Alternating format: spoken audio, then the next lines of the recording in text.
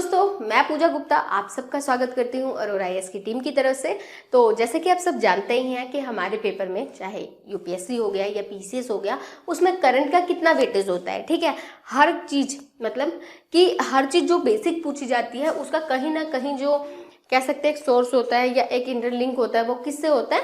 वो करंट से उसका लिंक होता है। तो हमने क्या किया है कि आप सबके लिए अप्रैल 2022 से लेकर दिसंबर 2022 तक के लिए एक ही जगह पे सारा करंट अफेयर इकट्ठा कर दिया और अलग अलग सेगमेंट वाइज, जैसे कि पॉलिटी हो गया, हिस्ट्री हो गया, ज्योग्राफी हो गई और हेल्थ हो गया, और मतलब जितने सेगमेंट्स हैं उन चीज़ों को अलग अलग कर दिया है ताकि आपको भी हर सारी चीज़ें एक जगह पर मिल जाए। ठीक है, तो आज हम क्या स्टार्ट करने वाले हैं? आज हम स्टार्ट करने वाले हैं हेल्थ वाला पोर्शन, कि जैसे कि आप देख सकते हैं मंकी पॉक्स वायरस हो गया या फिर ये गैर संचारी रोग हो गए इत्यादि। मतलब बहुत सारी चीज़ें हैं ना, जब से हमारा कोविड वाला एरा गया है तब से गया कहाँ है, अभी चल ही रहा है। तो बहुत सारे वायरसेस वगैरह मतलब उन्होंने बहुत परेशान कर रखा है। ठीक है, और उससे क्वेश्चन भी फ्रेम हो रहे हैं, वैक्सीन वगैरह पे भी फ्रेम हो रहे हैं। कह सकते हैं कि इस टाइम पे health plus science and tech और प्लस साइंस, ये तीनों को कोऑर्डिनेट करके ही क्वेश्चन बन रहे हैं। तो आपको उन चीज़ों के बारे में जानकारी होना चाहिए। ये हर जगह बन रहा है, चाहे आप यूपीएससी देख लो या फिर पीसीएस देख लो। तो इसलिए गाइस आज हम क्या स्टार्ट कर रहे हैं? आज हम हेल्थ वाला करंट अफेयर स्टार्ट कर रहे हैं। कहाँ से कहाँ तक के लिए? अप्रैल 2022 से लेकर दिसंबर 2022 तक के लिए। तो आज आइए हम अपना फर्स्ट टॉपिक स्टार्ट करते हैं। तो हमारा जो फर्स्ट टॉपिक है वो क्या है? गैर संचारी रोगों के निदान के लिए एक क्या है, एक पेन प्लस रणनीति आई है। कौन सी? पेन प्लस रणनीति। तो अब देखिए करंट अफेयर क्या है कि बहुत ज़्यादा वास्ट है, तो आपको हर चीज़ नहीं पढ़नी है, थोड़ा थोड़ी चीज़ें याद रखनी है। आप इतना पढ़ चुके होते हैं कि आप चीज़ों को गैस कर सकते हैं। ठीक है, तो अभी आपको सिर्फ एक चीज़ याद रखना है, क्या? पेन प्लस रणनीति किसके लिए है? गैर संचारी रोगों के लिए है। देखो यूपीएससी अगर आपने क्वेश्चन पेपर देखा होगा तो वो कैसे क्वेश्चन फ्रेम करती है, या तो वो सीधे दे देगी कि पेन प्लस क्या है, पूछ लेगी सीधे, या फिर सेकंड क्वेश्चन होगा पेन प्लस रणनीति किससे जुड़ी हुई है, दो हो गया, या फिर वो स्टेटमेंट बनाएगी अपनी किस पे? गैर संचारी रोगों पे बनाएगी। गैर संचारी रोगों के बारे में दो तीन एक स्टेटमेंट देगी, एक स्टेटमेंट दे देगी कि इसके लिए ये रणनीति स्टार्ट की है, फिर किसने स्टार्ट किया ये दे देगी। उसके बाद वही जो उसका एक ओनली वन, ओनली टू या one and two and none of this, ये वाला करके पोर्शन वो डाल देगी। तो क्या है कि आपको न्यूज़ दिख रही है, लेकिन आपको यूज़ कितना करना है आप वो देख कर आपने आगे बढ़ना है। ठीक है, तो वैसे ही पेन प्लस रणनीति किसके लिए है? गैर संचारी रोगों के लिए। तो अब एक बात बताओ, गैर संचारी रोग क्या होते हैं? एक तो आपने सुना होगा संचारी रोग, एक सुना होगा गैर संचारी रोग। तो देखो संचारी रोग ऐसे वो रोग होते हैं जिनको क्या कर सकते हैं, जिसको छूने से, हाथ मिलाने से, छुआछूत की बीमारी जिसको कह सकते हैं ना, वो संचारी रोग होते हैं कि एक बंदे से दूसरे बंदे को हो सकता है। ठीक है, लेकिन गैर संचारी रोग में वो चीजें आ जाती हैं जो एक बंदे से दूसरे बंदे को नहीं हो सकती। कौन सी? मोटापा हो गया, कैंसर हो गया, या फिर हमारे हार्ट के डिसीजेस हो गए। ये सब चीज़ें किस में आ जाती हैं? तो ये हमारी गैर संचारी रोगों में आ जाती हैं। ठीक है, इसका प्रभाव भी बहुत देखने को मिल रहा है। बहुत सारी WHO की रिपोर्ट्स वगैरह में भी ये बताया गया है कि आज जो संचारी रोगों से ज़्यादा गैर संचारी रोग क्या हो रहे हैं? बढ़ रही हैं।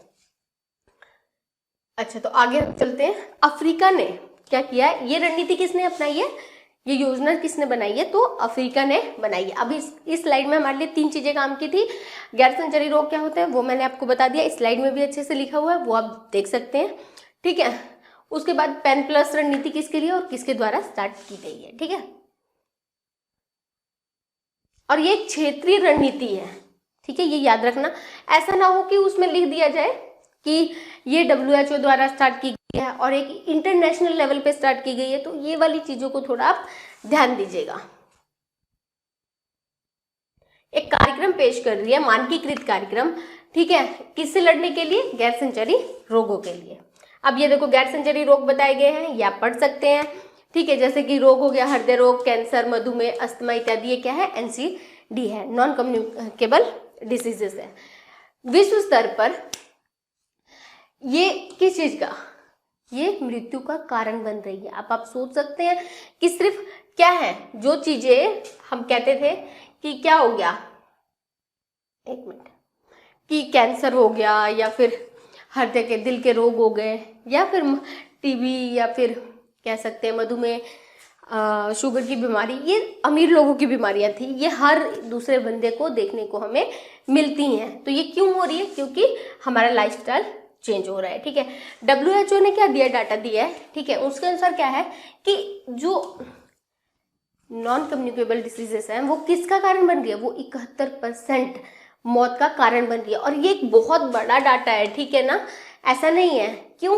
क्योंकि ये चीजें कुछ छुआछूत से नहीं हो रही है, और इसको अगर कंट्रोल करना है तो आपको अपना बिहेवियरल चेंज करना होगा। इट मीन्स कि आपको अपना रूटीन जो है वो उन चीजों को चेंज करना पड़ेगा। और अफ्रीका में 27 से 88% तक मौतों का कारण क्या बन रहा था? जो हमारी गैर संचारी रोग हैं वही बन रहे थे। अब इंडिया की स्थिति पे आते हैं तो 2015 की एक रिपोर्ट है WHO की। ठीक है, आप अगर वो करेंगे, क्या कहते हैं, मेंस आंसर राइटिंग वगैरह करेंगे तो आप ये वाले रिपोर्ट्स का भी बहुत जगह यूज़ कर सकते हैं। WHO का नाम ले सकते हैं, पेन रणनीति के बारे में बता सकते हैं कि इंडिया भी क्या क्या चीज़ें कर रही है और पूरे विश्व में क्या किया जा रहा है। तो इन्होंने बताया कि प्रत्येक वर्ष 58 मिलियन लोगों की सिर्फ मृत्यु किस में से हो जाती है? हृदय और फेफड़े रोगों के कारण, कैंसर के कारण ही मृत्यु हो रही है। आप सोच रहे कितना बड़ा आंकड़ा है ये। इसके अलावा पाया गया कि एनसीडी की वजह से 1930 से कितनी वृद्धि होगी? 30% वृद्धि होगी। और हम 1930 से अभी तक कहाँ है? 2022 पे ही है। ठीक है ना। और उसका कारण क्या है? देखो, कारण है कि हमारी मतलब जो हमारा डेली रूटीन है, शारीरिक निष्क्रियता मतलब फिजिकली एक्टिविटी नहीं होना, हमारा सिर्फ मेंटली वर्क होना, या फिर हम जैसे कि हमारा ऑफिस वर्क हो गया, सुबह से शाम तक हम लोग बैठे रहते हैं चीज़ों पे। 9 से 5 की जॉब हो गई है हम लोग का, जिसमें कि हम बिल्कुल भी क्या नहीं करते हैं, कोई भी एक्टिविटी नहीं करते हैं जो कि हमारे फिजिकली हमें फिट रख सके। थोड़ी दूर हम पैदल जाने को तैयार नहीं होते हैं, उसके लिए भी बाइक चाहिए, कार चाहिए। तो वो चीज़ें बहुत इम्पैक्ट करती हैं हमारे लाइफ को, हमारी चीज़ों को। फिर हो गया जो ये फास्ट फूड वगैरह खाते रहते हैं, अस्वस्थकर आहार मतलब जैसे फल सब्जियों का हम उतना यूज़ नहीं करते हैं, उसकी जगह हमें चाउमीन, बर्गर, पिज़्ज़ा ये सब चाहिए। ठीक है, तो ये एक बहुत बड़ा कारण है। और इससे क्या क्या हो जा रहा है? हाई ब्लड प्रेशर हो जा रहा है। ठीक है, उसके बाद शुगर बढ़ जा रही है, उसके बाद वसा की मात्रा ज़्यादा हो जा रही है, किसमें? रक्त में।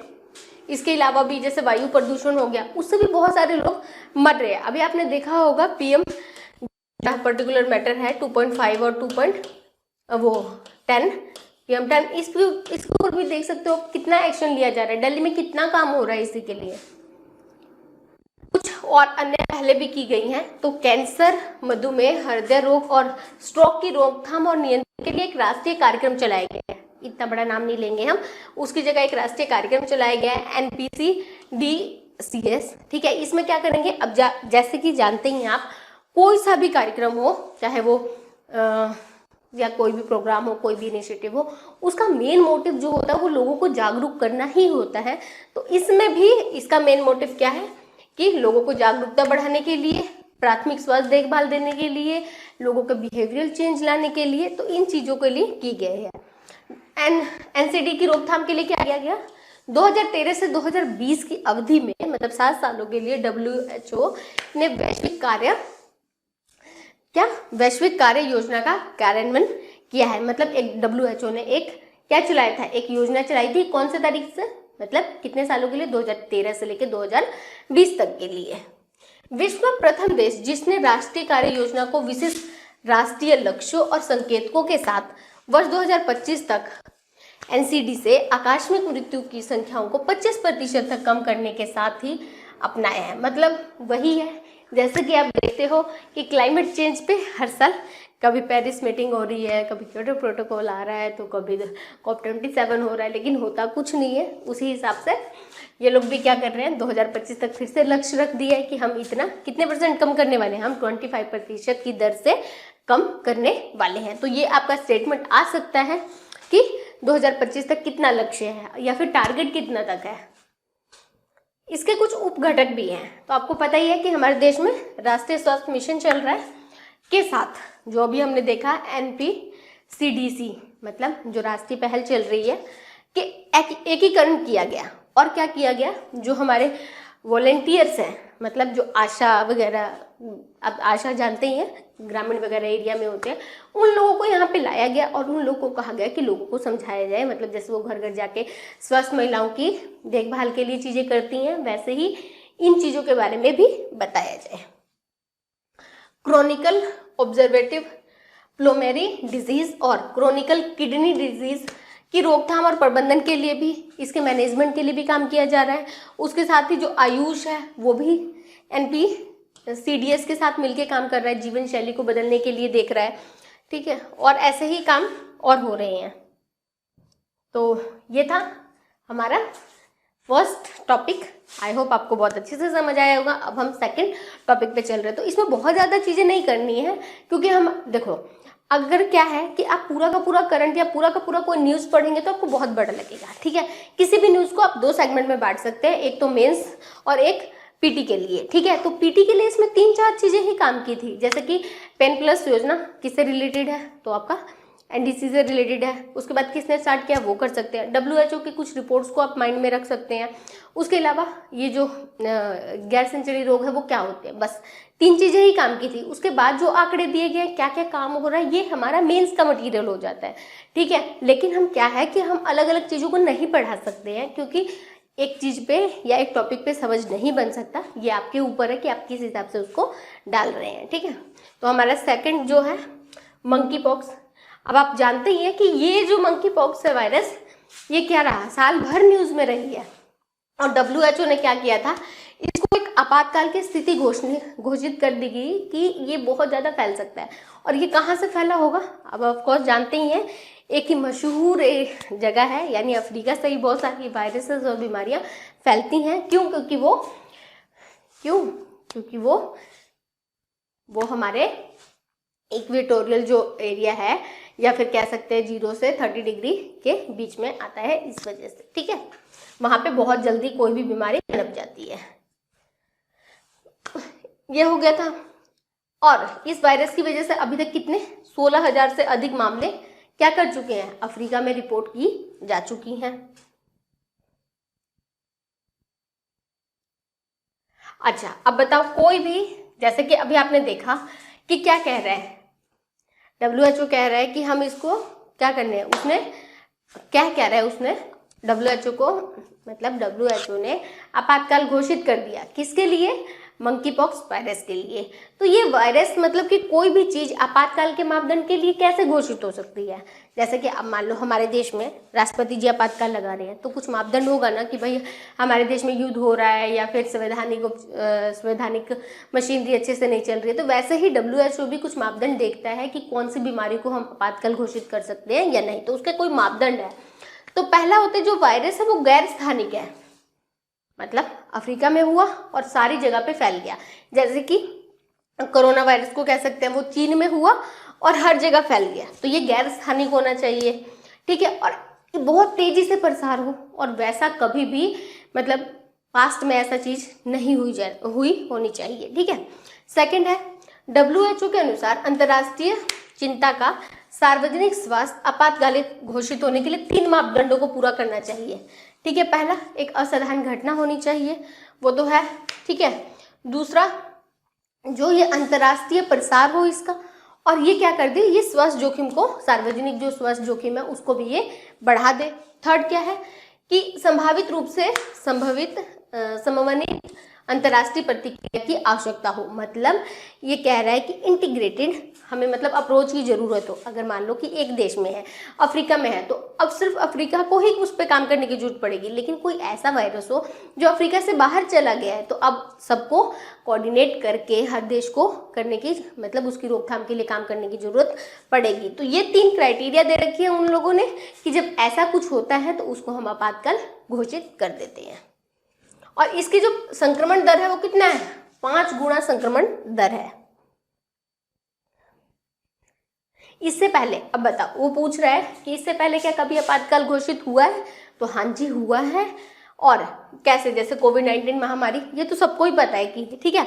सेकंड है, 2014 में पश्चिमी अफ्रीका का एरिया है, वहां से इबोला का प्रकोप हुआ था, वैसे ही 2016 में लैटिन अमेरिका से, ठीक है, ये तीनों चीजें याद रखना, कोविड, ठीक है, इबोला वायरस कहाँ से था, अफ्रीका से, और कब हुआ था, 2014। 2016 में क्या था, जीका वायरस, जो कि कहाँ से, लैटिन अमेरिका से हुआ था।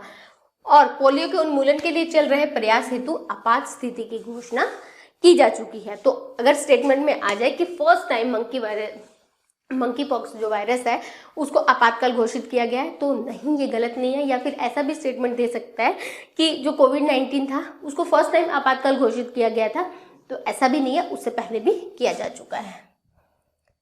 तो अब आते हैं हम मंकी पॉक्स वायरस के बारे में जानते हैं। तो देखो, ये तो एक दुर्लभ है, पहली बार दुर्लभ होगा तभी तो ये इतना भाई हमें परेशान कर रहे हैं, दुर्लभ है।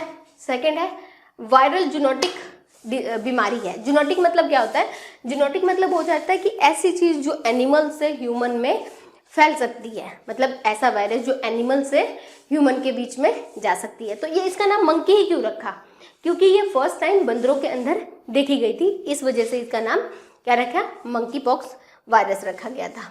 मंकी पॉक्स वायरस का जो फर्स्ट संक्रमण था वो कब आया, वो 1958 में देखा गया, और इसे सबसे पहले बंदरों में देखा गया, इस वजह से इसका नाम मंकी पॉक्स वायरस रख दिया गया। इसके कुछ लक्षण भी होते हैं, जैसे कि बुखार, अस्वस्थ, सिर दर्द होने लग जाता है, और जो हमारे शरीर के लिम्फ ग्रंथियां होती हैं वो क्या हो जाती हैं, वो बढ़ जाती हैं, सूज जाती हैं, ठीक है। तो अब आपको इसमें क्या याद रखना है, मंकी पॉक्स जो वायरस है वो क्या है, वो जूनोटिक डिसीज है, मतलब जूनोटिक मतलब पशुओं से इंसानों को हो सकती है। सेकेंड, जो मंकी पॉक्स वायरस है वो कहाँ देखा गया और फर्स्ट टाइम कब देखा गया, 1958 में देखा गया।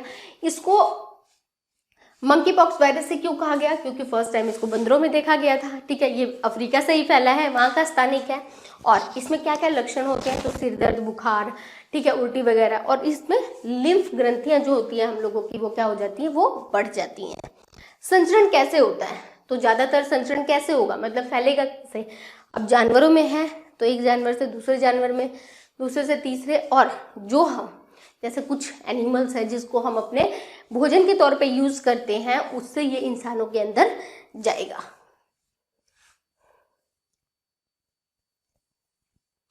देखो ये फोटो है इसकी, ऐसे लक्षण दिखाई देते हैं। इसका कोई उपचार और टीका है या नहीं, ठीक है। तो अब देखो स्टेटमेंट क्या बना सकता है कि मंकी पॉक्स वायरस को रोकने के लिए इसका इलाज है और इसका टीका बन चुका है। तो गाइस ऐसा नहीं है, इसका कोई इलाज अभी नहीं है और इसका टीका भी नहीं है, बस इसको रोकथाम की जा सकती है, ठीक है।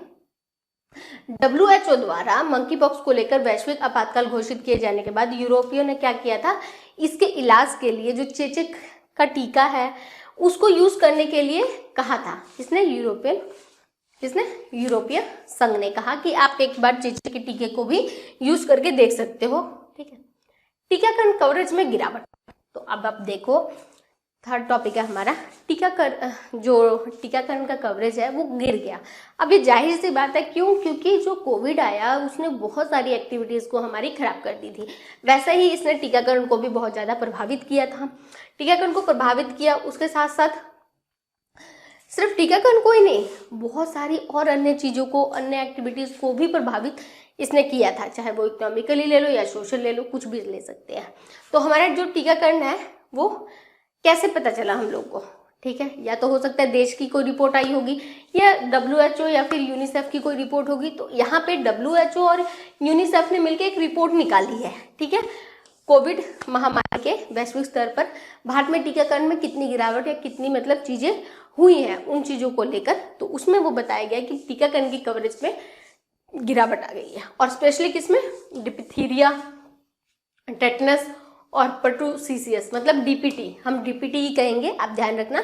DPT के जो टीकाकरण है उसमें गिरावट आ चुकी है। तो हम डिप्थीरिया देखते हैं, डिप्थीरिया का कारण क्या है, तो सबसे पहले ये जीवाणु के कारण होता है, ठीक है। अगर आप ये चीज नहीं भी याद रखना चाहते तो भी चलेगा, ठीक है, लेकिन आपको सिर्फ इतना याद रखना चाहिए कि ये किससे होता है। डिप्थीरिया का कारण क्या है, बैक्टीरिया के कारण ये होने वाला बीमारी है, ठीक है, क्योंकि कई बार कई क्वेश्चनों में ये चीज पूछ लेते हैं कि ये जीवाणु से होने वाला रोग है या बीमारी या वायरस से होने वाला रोग है। तो ये किससे होने वाला रोग है, ये जीवाणु से होने वाला रोग है। इसमें लक्षण क्या होंगे, सर्दी, बुखार, ठंड लगना, उसके साथ साथ जैसे गर्दन में सूजन हो जाना, जो एक नॉर्मली होता है, थकावट वगैरह महसूस होगा। खांसने और छींकने से, यानी मतलब ये छुआछूत वाली बीमारी है। अगर आप खांस रहे हैं, छींक रहे हैं, तो उससे ये दूसरों को होने का डर होता है। तो अब ये क्या कह सकते हो, ये कौन सी बीमारी हो सकती है? संचरित रोग हो सकते हैं, क्योंकि हमने जो फर्स्ट टॉपिक पढ़ा था वो क्या था, गैर संचारी रोग थे। लक्षित जनसंख्या, मतलब ये सबसे ज्यादा किसको इम्पैक्ट करती है? तो ये 1 से 5 साल के जो बच्चे होते हैं उनको सबसे ज्यादा क्या करती है, सबसे ज्यादा प्रभावित करती है। टेटनस, टेटनस भी क्या है? ये भी जीवाणु से होने वाला रोग है। तो देखो, ठीक है, कुछ चीजें हैं जो आपको नहीं करने की जरूरत है, जहां जहां मैं टिक लगा रही हूँ वही वाली चीजें कर सकते हैं। तो टेटनस क्या है? आपको जीवाणु से होने वाला रोग है। और इसमें क्या क्या लक्षण होते हैं? और कई बार होता है कि इसके लक्षण, जैसे कि अब देखो, आपका हाथ कटा, आपको तुरंत ही थोड़ी देर में खून आने लग जाएगा और आपको पता चल जाएगा कि अभी ये चीज हुई है मेरे साथ। लेकिन टेटनस में एकदम से हमें चीजों को नहीं दिखाई देते, मतलब उसके लक्षण नहीं दिखाई देते। इसके लक्षण हमें नॉर्मली 14 दिनों के भीतर देखे जाते हैं या दिखाई देने शुरू हो जाते हैं। रोकथाम के लिए टीका है इसका, ठीक है, टेटनस को रोका जा सकता है। इसके टेटनस, हालांकि जो लोग टेटनस से ठीक हो जाते हैं वो क्या करते हैं, वो प्रतिरक्षा, मतलब प्रकृति प्रतिरक्षा नहीं होती है, वो फिर भी संक्रमित हो सकते हैं। देखो अब क्या है कि हमारी बॉडी में कोई भी बाहर से, चाहे वायरस हो, जीवाणु हो, चाहे कुछ भी जाता है, तो हमारी बॉडी एक्टिव हो जाती है। और एक मतलब कि कह सकते हैं कि वो अपने अंदर एंटीबॉडीज बना लेती हैं उस चीज़ के लिए कि कोई बाहर से अटैक कर रखा है, हम भी अटैक करने के मोड पे आ जाएंगे। जैसे कि एक बार जिसको कोविड हो रखा था, सेकंड टाइम कोविड होने के चांसेस बहुत कम थे। क्यों? क्योंकि उनके अंदर एंटीबॉडीज बन जा रही थी। लेकिन ये बता रहा है कि टेटनस में ऐसा नहीं होता, उसमें जो नेचुरल हम कह सकते हैं कि हमारी प्रतिरक्षा तंत्र है वो विकसित नहीं होती है। सेकेंड टाइम भी आप टेटनस से क्या हो सकते हो, संक्रमित हो सकते हो।